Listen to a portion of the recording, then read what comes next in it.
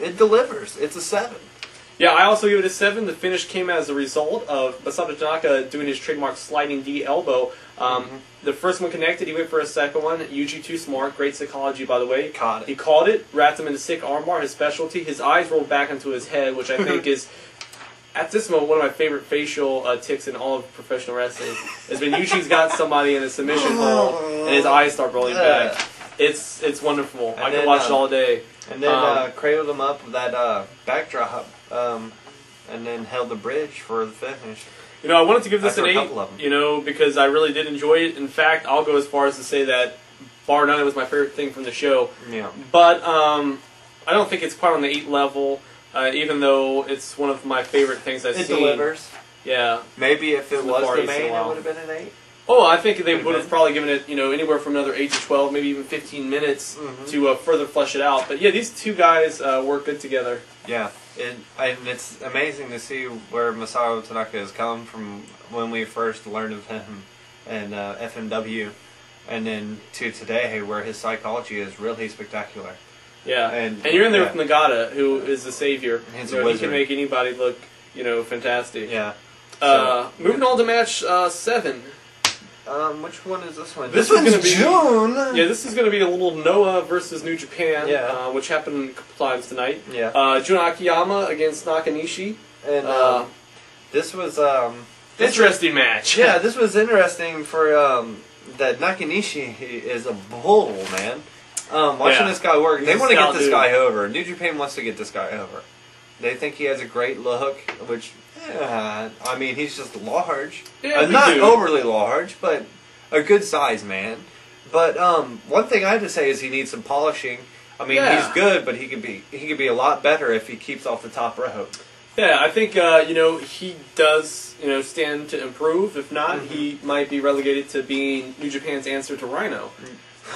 That's not good. Yeah, that's not a good career goal. No. I gotta say something right off the bat, though. Early into the match, it spilled outside to the floor. Now, what seemed like a routine thing, Jun Akiyama was trying to throw Manabu Nakanishi into the ring. Yeah, just rolling back in the ring. Well, some reason, I don't know how the hell this happened, Nakanishi jumped and basically, like a fly hitting a windshield on a car on a freeway going 65 miles per hour, he somehow got caught all up on the ring apron. He crushed himself on the apron. I mean, I loved it so much because it was such an awkward botch that I was doing the ODB. Oh! You like that, YouTube? Oh. Well, no, you need to see this match, though, and you will be feeling the same emotion I was, which was pretty much Akiyama was hilarity. running the match. And he was in there to make the young bull. Pretty much. Two things I did like for Nakanishi, I will say. One is he was working a side headlock. Okay, no big surprise. That's a common move. However, more so than just about anybody on the show, I really saw that he was wrenching it. He would maybe take 1 second to take a breath, and then he would lock it back in. He was constantly maneuvering, looking for leverage. That's a good thing. He was also doing this type of breathing that reminded me of something very Olympic, something very athletic. And then also, the thing I noticed is this scowl that he did. It looked to me like... Both Akiyama and Nakanishi scowled during this match. Nakanishi's reminded me of Rampage Jackson from UFC, where his whole face kind of crumpled up and he kind of just mean-mugged him. And so that was good. But Akiyama bumped for him. I mean, he was just there to give the big man the rub. Yeah, I think that's there with a how you describe certified Japanese legend. And he bumped for him. I mean, you know, Nakanishi's going to break out some power moves, and you're going to have to sell him. But Akiyama brought him back and dumped him with some T-bones, some pretty nice ones, whether if he wanted to sell them or not. So I thought it was at least a pretty decent match, recommendable. I gave it a 5. Yeah, I gave it a 5. It's not great. Akiyama, not as much as some of the other guys I mentioned earlier as far as getting up there in age. He seems to still be able to hold his own. I guess less floor bumps is better in the long run. Yeah, he did eat some vicious chops in this one. But yeah, this is a decent match. It's certainly not bad, but it doesn't have that emotional leverage that other matches on the card did. So it kind of got lost in the shuffle on a super show like this one. Next would be the Team 3D match. Before it happened, took a little break. I was flipping through this bad boy at home. I don't know if you can see this, but I'm just throwing that out. Just throwing it out there. You gotta write on something. You know, I didn't have a clipboard handy. There's a good article on Chris Farley in there. But there is. let's get to this. First off, we thought this was supposed to be a 3-team tag team match with Team 3D and Makabe and Yano and Tenzin and Kojima, which that was billed for the show.